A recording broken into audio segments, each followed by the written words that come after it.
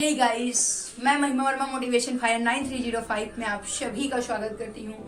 दोस्तों, आज मैं आप लोगों के लिए एक बेहतरीन सा कोई वो नहीं है, कोई टॉपिक नहीं है, बस बेसिकली मन किया बात करने का, आप लोगों से अपने परिवार से जुड़ने का मन किया, तो बस मैं जनरली आ गई हूँ। जनरली दोस्तों, लोग बोलते हैं मोटिवेटेड रहिए या पॉजिटिव सोचिए, निगेटिव काहे हो जाते हैं आप, या डिप्रेशन में क्यों चले जाते हैं, या सेल्फ मोटिवेशन पर काम करिए। एक्चुअली होता क्या है दोस्तों, क्या कभी आपने ये सोचा है कि सेल्फ मोटिवेशन क्या होता है, मोटिवेशन क्या होता है, डिप्रेशन क्या होता है, एंजाइटी क्या होती है, ये जो भी शब्द आज का ट्रेंड है लोग प्रयोग करते हैं, एक्चुअल में इनका मतलब क्या है? कहीं पर भी जनरली आप किसी से भी बात करते हैं, फॉर एग्जाम्पल किसी डॉक्टर से बात कर रहे हैं या किसी टीचर से बात कर रहे हैं, या कहीं पे आप समाज सोसाइटी में निकल रहे हैं, 10 लोगों से बात कर रहे हैं या मिल रहे हैं, तो वहां पे अगर किसी से आप ये बताते हैं कि भाई मेरे घर में बहुत प्रॉब्लम चल रही है, मेरी पढ़ाई नहीं हो पा रही, मैं ये नहीं कर पा रहा हूँ, वो नहीं कर पा रहा हूँ, तो लोग जनरली हमें ये बताते हैं कि अच्छा सोचिए, बाकी तुम्हें कुछ हुआ नहीं है, बस बेहतर सोचिए, जितनी भी चीजें मिल रही है पॉजिटिव एंगल से लीजिए। अब ये पॉजिटिव एंगल क्या होता है, मोटिवेशन क्या होता है, सेल्फ मोटिवेशन क्या होता है, हमें तो कुछ नहीं पता भाई। अब जनरली बच्चा जो दुनियादारी की उसे समझ नहीं है, 16-17 साल की एज में, अब उसे क्या पता कि सेल्फ मोटिवेशन क्या होता है, उसे क्या पता कि पॉजिटिव एंगल क्या है निगेटिव एंगल। लोग बोलते हैं ज्यादा मत सोचा करो। अब भैया कैसे कंट्रोल करे कि ज्यादा नहीं सोचे? कोई ये तो नहीं बताता कि ना ऐसे मत सोचा करो, वैसे मत सोचा करो, ये मत सोचा करो। भैया पढ़ लिख रहे हैं तो सोचना तो लाजमी है, बिना सोचे तो हम कुछ कर नहीं पाएंगे। अब या तो हम भी चले, आजकल तो वैसे भी बच्चों का दिमाग जो है एक बहुत ज्यादा विकसित नहीं है। अगर आप देखेंगे तो कुछ भी चाहिए होता है तो टीचर्स ये सजेशन देते हैं, कितने टीचरों को मैंने देखा है, अरे गूगल पे डालो मिल जाएगा। भैया सब कुछ गूगल पे ही मिल जाएगा तो हम और आप किस लिए? पेरेंट्स, कितने ऐसे स्कूल हैं, जब से कोविड आया, पेंडेमिक सिचुएशन आई, तो गवर्नमेंट ने भी भाई ऑनलाइन क्लासों का बढ़ावा दे दिया है। अब बच्चों को बच्चे 2 साल के बच्चों की भी मोबाइल की ऐसी लत लग गई है, 4 साल के बच्चों को भी मोबाइल की ऐसी लत लग गई है। मोबाइल चाहिए तभी खाना खाएंगे, मोबाइल देंगे तभी पढ़ेंगे, मोबाइल चाहिए तभी मैं ये करूंगा, नहीं तो स्कूल नहीं जाऊंगा। है तो चल क्या रहा भाई?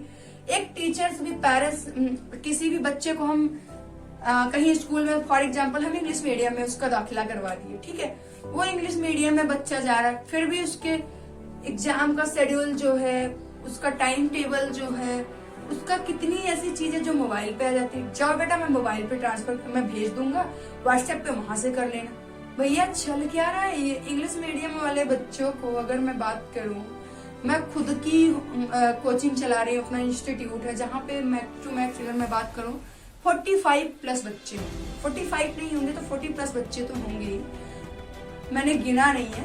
3 शिफ्ट में हमारी कोचिंग चलती है, तो मैं बच्चों की जो मेंटालिटी देख रही हूँ, मैं मोबाइल पे ये आया था, मैम टीचर ने ऐसे पढ़ाया था, मैम ये ऐसे नहीं ऐसा है। भैया मतलब वही चीज मैं भी दिखा रही हूँ, वही चीज मैं भी पढ़ा रही हूँ, मैं भी देख रही हूँ।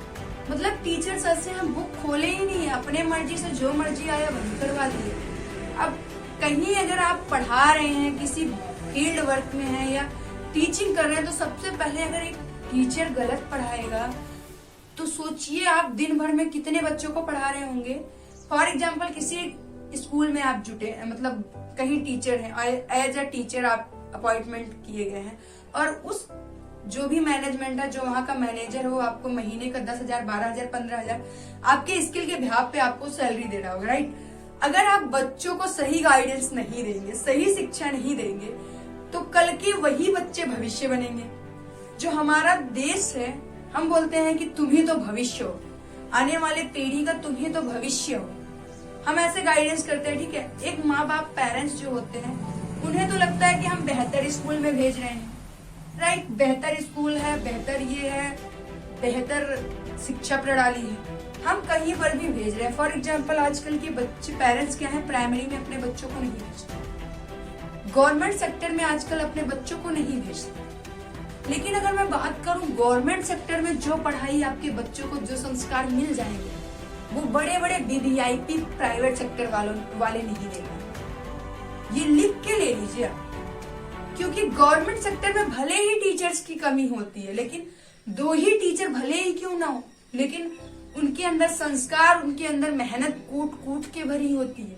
अगर वो चाहें तो वो अकेले ही 10 के बराबर आपको कामयाब कर देंगे। इतना नॉलेज होता है उनके पास। आज प्राइमरी के टीचर्स ऐसे हैं, मैं कितने ऐसे बच्चे हैं जो मेरे कोचिंग सेक्टर में आते हैं, जो प्राइमरी में पढ़ते हैं, जिनको मैं पढ़ा रही हूँ। उनका पढ़ाने का तरीका मुझे भी इम्प्रेस करता है। मतलब क्या कैसे पढ़ाते हैं। एक टीचर मैंने देखा कि छोटी सी बच्ची है मेरे कोचिंग में, नाम है श्रेया नाम है, वो जाती है राइट, प्राइमरी में पढ़ती है और टीचर्स ऐसे पढ़ा रहे हैं, मतलब इतना बढ़िया पढ़ा रहे हैं कि मैं भी देख के दंग रह जा रही हूँ। 2 दिन बच्चे स्कूल नहीं जा रहे, पेरेंट्स के पास फोन आ रहा है आपका बच्चा पढ़ने नहीं आएगा। लेकिन वही प्राइवेट सेक्टर में बच्चा 10 दिन भी नहीं जाएगा, कोई फर्क नहीं पड़ता। ठीक है सर, ठीक है मैम। और वही अगर मैं बात करूं तो इतना मोबाइल का बढ़ावा दे देंगे, ऑनलाइन परचेस करवा दीजिए, क्लास वगैरह कोचिंग। प्राइवेट स्कूलों वाले ये क्या, इवन यहाँ तक टीचर्स बोलते हैं पढ़ाने, कितने मैंने देखा है कि भैया तुम स्कूल में पढ़ा रहे हैं राइट, कोचिंग के बच्चे को खड़ा करवाएंगे, तू बता बेटा क्या है। अरे भाई तू तो अपने कोचिंग का बच्चा, तुझे तो पता ही होगा।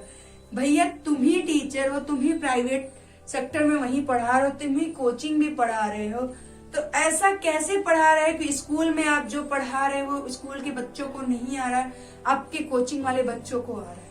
अब ऐसे कैसे दोहरा नियम लागू कर सकते हो। अगर आप पढ़ा रहे तो सेम पर्पस लाइए ना, कि स्कूल में भी 100% डालना है, कोचिंग में भी 100% डालना है। ऐसे कैसे आप पढ़ा रहे हैं कि नहीं तू कोचिंग का बच्चा है, तुझे तो मैं ज्यादा पढ़ाऊंगा ताकि मेरे पास भीड़ इकट्ठी हो। भैया क्यों भीड़ इकट्ठा करना चाहते हो, क्यों आप भी पैसों के पीछे भाग रहे हो। एक टीचर का जो काम होता है वो हर बच्चे को लेके आगे बढ़ाना है।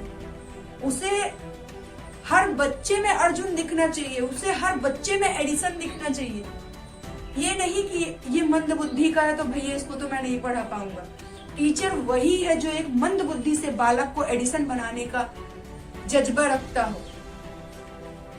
अगर वो दौर नहीं है चाणक्य, अगर आप अपने आप को चाणक्य मान रहे हो कि मैं चाणक्य हूं, तो भैया चाणक्य जैसी रणनीति के साथ आपको पढ़ाना भी पड़ेगा, तभी एक बच्चे के अंदर सुधार हो पाएगा।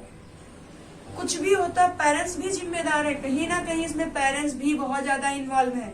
अगर आपका बच्चा अगर आज गलत राह पे जा रहा है तो उसमें कहीं ना कहीं आप लोगों की देन है। फॉर एग्जाम्पल आपका बच्चा 10th TH में है राइट, 10 में है, आप उसको बोलते हैं कि बेटा 10 में तू 80% लाया, मैं तुझको फोन दिला दूंगा। ठीक है, आपने फोन दिला दिया, 10 में 80 नहीं उसके 85% आ जाएंगे, जो दौर चल रहा है। क्योंकि स्कूल वाले भी जितने भी हैं 10th 12 में अगर कोई भी बच्चा पढ़ रहा है, कोई भी बच्चा कोचिंग किया है तो 80 क्या है 95 प्लस आ जाएंगे। सीबीएसई बोर्ड वाले बच्चों का इतना अच्छा रिजल्ट आता है, मैंने देखा है कितने बच्चों को, जिनको मैं भी कोचिंग पढ़ा रही हूँ, मैम मेरा 92% आया है यूपी बोर्ड से। कितने जानने वाले ऐसे 90%, 92%, 85%, इवन सीबीएसई बोर्ड में 99% भी बच्चों का आया है। अब घर वालों को लगता है कि मेरा बच्चा तो बहुत अच्छा है पढ़ने में, अब इसको मोबाइल दिला ही दो। मोबाइल दे दिए, 11th में क्या किया बच्चा, ऑनलाइन क्लासेस करने लगा। मम्मी ये चीज आ रहा है परचेस कर दीजिए, पापा ये सर बहुत अच्छा पढ़ाते हैं, यूट्यूब पे पढ़ाते हैं, गूगल पे डालते हैं, मैंने देखा है बहुत अच्छा पढ़ाते हैं। भैया जो जिस स्कूल से आपने 90-95% बना लिया, अब उस स्कूल पे आपको भरोसा नहीं रहा, उस टीचर पे आपको भरोसा नहीं रहा, आप मोबाइल कैसे दे दिए अपने बच्चों को। अगर आप मोबाइल दे रहे हैं ठीक है, तो क्या बच्चा मोबाइल पे पढ़ता ही है? ईमानदारी के साथ बताइएगा, ये पेरेंट्स से भी मेरा सवाल है, क्या हम और आप मोबाइल से पढ़ते ही हैं? अगर मैं अपनी बात करूं तो मेरे पास भी मोबाइल है, कभी कभी तो मेरा दिमाग ऐसा खराब होता है कि मोबाइल में स्विच ऑफ करके उसको कूटने का मन करता है। ईंट उठाऊं, पत्थर उठाऊं, कूट काट दो, उसके बाद झमेला खत्म। तो दिल पे हाथ रख के बताइएगा, क्या मोबाइल लेने में पढ़ने का ही मन करता है? इंस्टा पे नोटिफिकेशन आया, फेसबुक पे नोटिफिकेशन आया, अरे तुरंत रिप्लाई देने पहुंच जाते हैं। क्यों? तब पढ़ाई गई ताक पे, तब जितने भी उसूल हैं, हमारे संस्कार हैं, वो ताक पे चले जाते हैं। मैं एक बच्ची को ऐसे जानती हूँ, मतलब कोचिंग फील्ड की है, कि 10th में उसका बहुत अच्छा परसेंटेज आया, लेकिन वहीं 11th में जब उसने ऑनलाइन पढ़ाई स्टार्ट किया मोबाइल से, तो उसके ऑटोमेटिकली टेस्ट में ही नंबर कम आ गए। क्यों? क्योंकि वो ऑनलाइन पढ़ने लगे, क्लास परचेस करने लगे। तो मोबाइल आई नो बहुत अच्छी है, बट उसके साथ साथ उसमें प्रॉब्लम भी है, उसमें कमियां भी है। हम बच्चों को मोबाइल पकड़ा देते हैं, ले बेटा पढ़। क्या बच्चा पढ़ ही रहा है? माँ बाप को भी इतना नॉलेज नहीं होता जितना बच्चों को है। छोटे से बच्चे हैं, इवन मैं कुछ भी पासवर्ड अपने मोबाइल का डाल दूं, मेरे घर में मेरी दीदी की लड़की है, सिस्टर की लड़की है, इवन अभी 3 साल या 4 साल की हुई होगी, इतना तेज दिमाग चलता है कि वो पासवर्ड खोल लेती है। मैं बताऊंगी नहीं, फिर भी उसको पासवर्ड पता चल जाता है। पता नहीं कौन सा दिमाग लगाती, पता नहीं किस कलयुग जैसे कहा गया, पता नहीं कैसे कैसे वो खोल लेते। बस मोबाइल रखने भर की देरी है, उन लोग का सब चलता रहेगा। कहीं कोई गाना देख रहा है, कहीं कोई सोहर सुन रहा है, कहीं कोई कुछ कर रहा है। छोटे से बच्चों को जो अच्छा लगता है वही करते हैं। अगर आप नहीं जान पा रहे हैं तो उसमें आपकी कमी है कि आपका बच्चा क्या कर रहा है। एक माँ अगर मैं बात करूं तो महिलाओं की शिक्षा स्तर यूपी बिहार में सबसे कम है। महिलाएं पीछे हैं। यूपी बिहार की महिलाओं को अगर मैं बात करूं तो उतना नॉलेज नहीं है।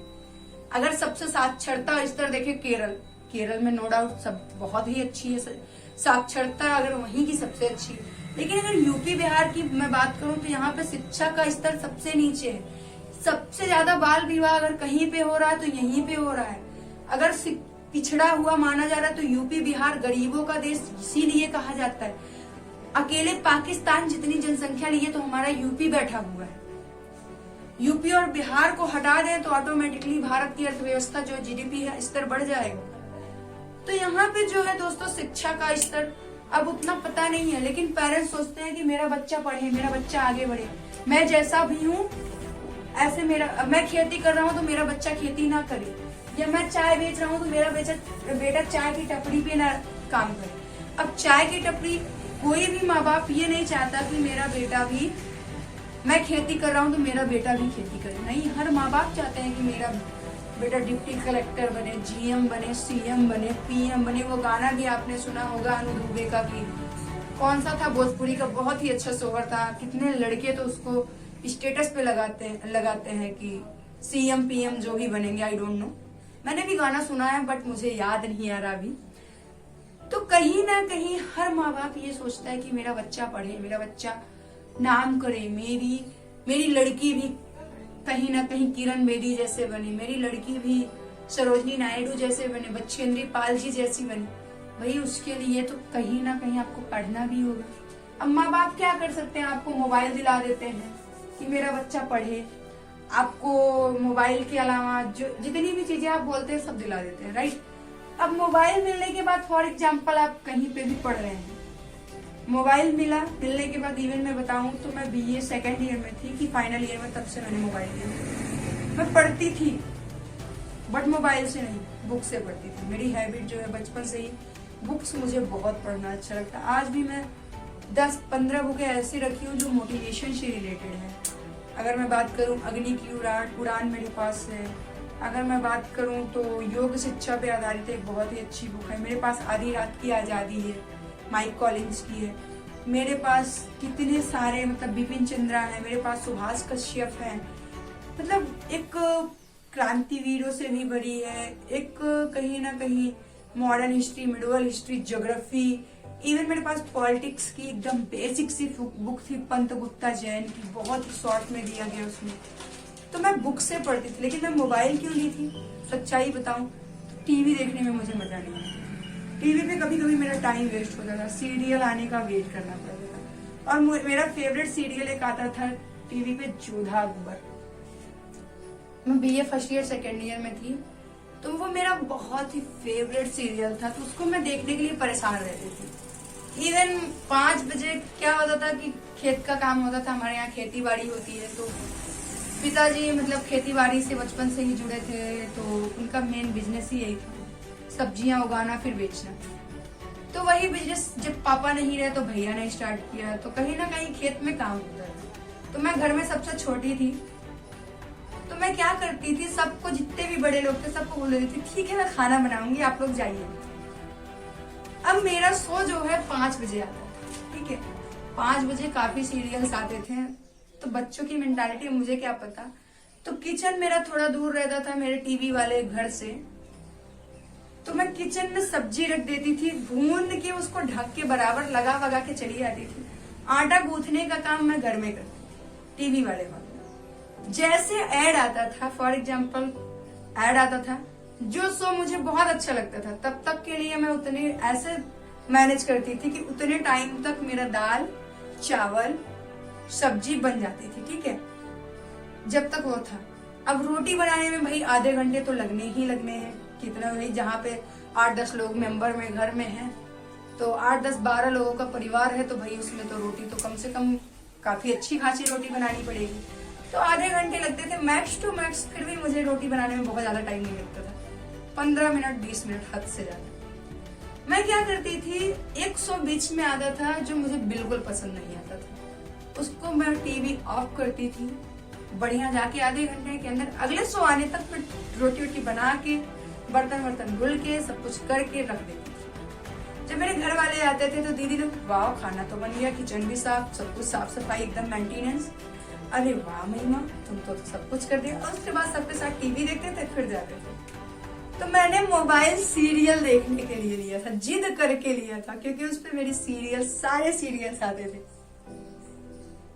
तो बता रही हूँ कि मोबाइल का यूज मेरी लाइफ में क्या था। अब हाँ, जैसे जैसे बड़े हुए, थोड़ा माइंड जो है जैसे जैसे विकास किया कि नहीं भैया इससे पढ़ भी सकते हैं, इससे नई नई चीजें ढूंढ सकते हैं, इससे ये कर सकते हैं, तब जाके मैंने, आज मेरी एज अगर मैं बात करूं तो 22-23 साल की होगी, क्योंकि रियल एज वैसे 2000 मेरी पैदाइश है और मार्कशीट में 1999 है।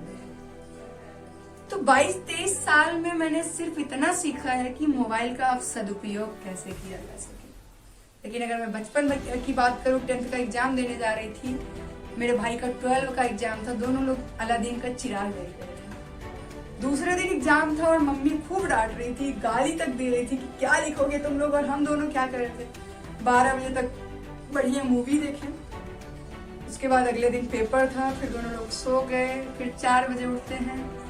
मेरा पहले मीटिंग था, उसका दूसरे मीटिंग था। मैं देख के आई, कह रहा कैसा गया तेरा पेपर, मैंने बोला बहुत अच्छा गया है, तो वो भी गया देख के आया। तो ऐसे करते थे हम लोग, बहुत मस्तीखोर, मतलब सबसे छोटी हूँ, सबसे मस्तीखोर घर में मैं ही हूँ। और मेरे घर में इवन मुझे बोलना नहीं पड़ता, हर चीजें मेरे घर वाले अवेलेबल करवाते हैं। वीआईपी से वीआईपी खाना, वीआईपी से वीआईपी ड्रेस, वीआईपी से वीआईपी हर वो चीज होती है मेरे पास, जो इवन नॉर्मल बच्चों के पास नहीं होगी, जिनके पास हर परिवार का मेंबर होगा उसके पास वो चीजें नहीं होंगी। लेकिन मेरे पास आप देखेंगे तो महंगा फोन, महंगा ब्लूटूथ, ये बुफर, क्या नहीं है मेरे पास। मैं गर्व महसूस करती हूँ कि मैं सबसे छोटी हूँ, कम से कम झगड़ के सबसे ले तो सकती हूँ। तो कहीं ना कहीं दोस्तों, मोबाइल अगर हम बच्चों को दे रहे हैं, अपने घर परिवार के किसी भी मेंबर को दे रहे हैं, फॉर एग्जाम्पल अपने छोटे भाई बहन को दे रहे हैं या अपने बच्चों को दे रहे हैं पढ़ाई करने के लिए, तो कोशिश ये करिए कि उसके फोन में ना इंस्टा हो, ना फेसबुक हो, ना ट्विटर हो, फॉर एग्जाम्पल यूट्यूब चले, व्हाट्सएप भी एक लेवल तक, बहुत ज्यादा तो नहीं, लेकिन हाँ व्हाट्सएप ठीक है, बट हाँ डिस्टर्बेंस तो व्हाट्सएप से भी डिस्ट्रैक्ट होते हैं।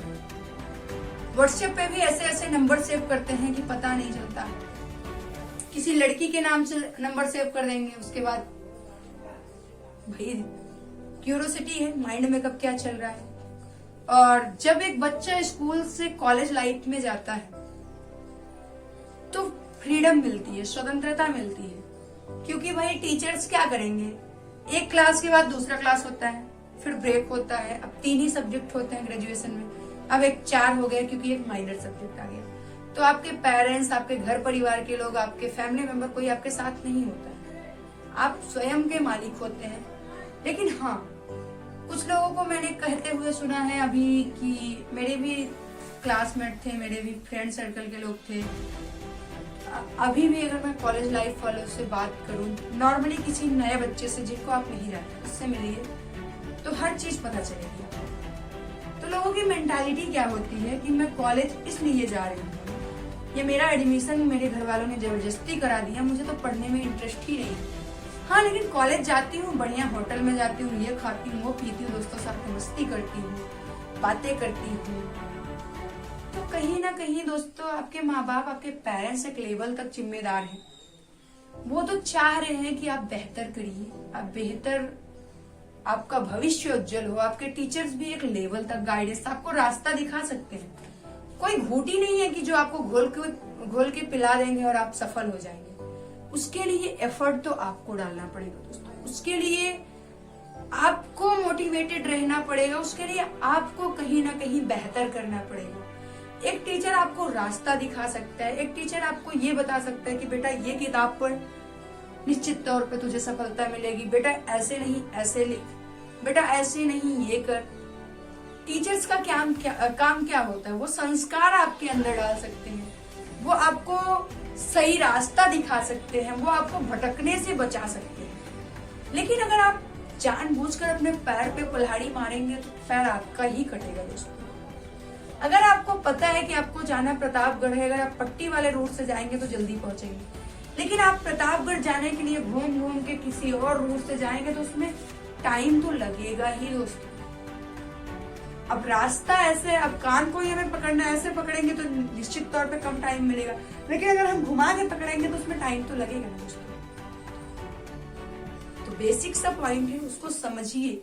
अगर आपके पेरेंट्स आपको मोबाइल दिए हैं, अगर आपके टीचर्स आपको बता रहे हैं कि बेटा ऑनलाइन पढ़, या कोई डिमांड कर रहा है कि बेटा मेरी कोचिंग चल रही है वहां पे आके पढ़, सीबीएसई बोर्ड में है, यूपी बोर्ड में है, कहीं पे भी आप पढ़ रहे हैं और आपके टीचर्स आपको बोल रहे हैं मोबाइल खरीदवा लो, पेरेंट्स से कोचिंग लगवा लो, तो भैया हम फीस क्यों दे रहे हैं? अगर किसी सीबीएसई बोर्ड वाले पेरेंट्स, स्कूल के टीचर्स आपको बोल रहे हैं कि बच्चों को मोबाइल दिला दीजिए, ऑनलाइन क्लासेस चल रही है, तो ठीक है मैम, ठीक है सर, आप फिर क्यों पढ़ा रहे हैं? मैं आपको फीस ही क्यों दे रही हूँ अगर आप ऑनलाइन ही पढ़ाएंगे या कोचिंग इंस्टीट्यूट ही चलाएंगे तो। अगर भैया मैं महीने का 2000-4000 मंथली फीस भर रही हूँ या भर रहा हूँ, तो बच्चों को अलग से कोचिंग लगवाने की क्या जरूरत है, या अलग से क्लासेस परचेस करने की क्या जरूरत है? आई नो मेरा खुद का बिजनेस कोचिंग इंस्टीट्यूट चल रहा है, आई नो मैं भी कोचिंग में हूँ, मैं भी टीचर हूँ, मैं भी 10 बच्चों को डेली नया गाइडेंस दे रही हूँ, सिखा रही हूँ। लेकिन जो मेंटालिटी मैंने देखा है पेरेंट्सों की या बच्चों की, छोटा छोटा बच्चा जो 2 साल 2.5 साल का है उसको भी लोग मोबाइल पकड़ा देते हैं, ये ले बेटा जो मर्जी, इंस्टा रील चला रहा है। अब हर जगह तो अच्छा नहीं आएगा ना, कुछ पेरेंट्स ऐसे हैं, ये ले बेटा जा 1 घंटे मौज कर ले। अब कोई फेसबुक चला रहा है, चैटिंग कर रहा है, कोई ट्विटर चला रहा है, कोई कुछ चला रहा है, भैया कौन देखा है? और इंस्टा पे तो ऐसे ऐसे आईडी, फेक आईडी बनी होती है जिसको हम समझ भी नहीं पाते कि जेन्युइन पर्सन है या कोई वैसे बंदा है।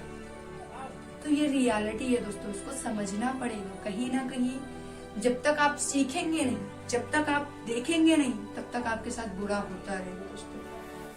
कुछ भी आपके साथ हो रहा है, फॉर एग्जाम्पल अच्छा हो रहा है या बुरा हो रहा है, किसी लड़की के साथ अगर गलत हो रहा है, किसी लड़के के साथ अगर गलत हो रहा है, या कहीं पे कोई अगर ज्योति मौर्य जैसा केस कांड हो रहा है, या कहीं पे कुछ भी हो रहा है, तो कहीं ना कहीं उस हालात के जिम्मेदार हम और आप हैं।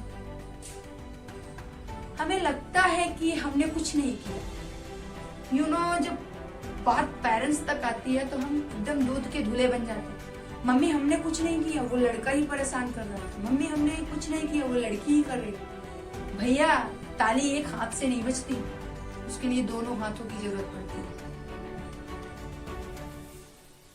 तो जो भी आपके साथ होता है ना, जिम्मेदार उसके आप स्वयं होते हैं दोस्तों। हम दूसरों के अंदर कमियां निकाल देते हैं कि ये है वो है, तेरे अंदर ये कमी है, तू ऐसा कर रही है, वैसा कर रही है, या ऐसा कर रहा है, तूने ऐसा क्यों बोला। बट हम अपने अंदर नहीं देखते कि हमारे अंदर क्या क्या कमियां हैं। तो अपनी कमियों को पहचानिए दोस्तों और उसको दूर करिए, निश्चित तौर पर आप सफल होंगे। मैं बहुत ज्यादा नहीं बोलूंगी, आप समझदार हैं, आप हमसे ज्यादा बेहतर आप दुनिया देख रहे हैं, मुझसे ज्यादा आपने देखा होगा दुनिया।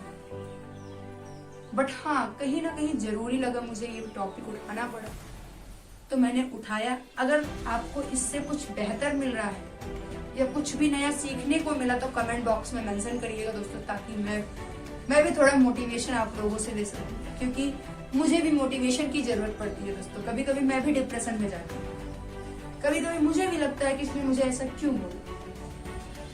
तो डिप्रेशन तो कब किसके साथ होगा? Depression part of life. अगर जीवन है तो उसमें हंसी खुशी मजाक चलता रहता है, कोई दुखी होता है तो कोई सुखी होता है। तो ये तो दुनिया का दौर है।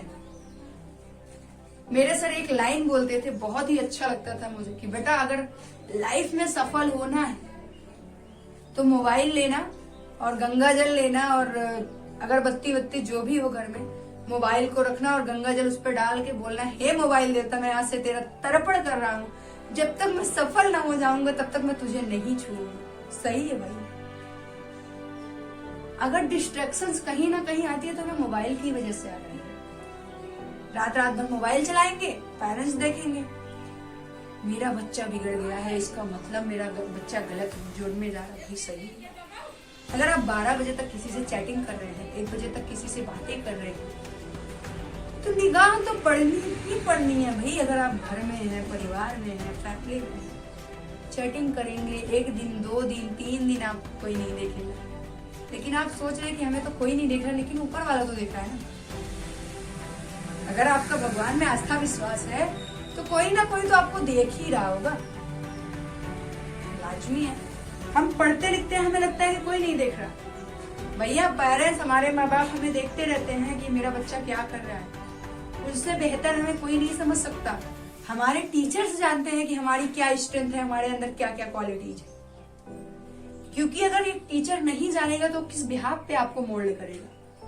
कभी कभी हमें लगता है कि हमारे टीचर्स नहीं जानते या मैम तो नहीं जान पाएंगे।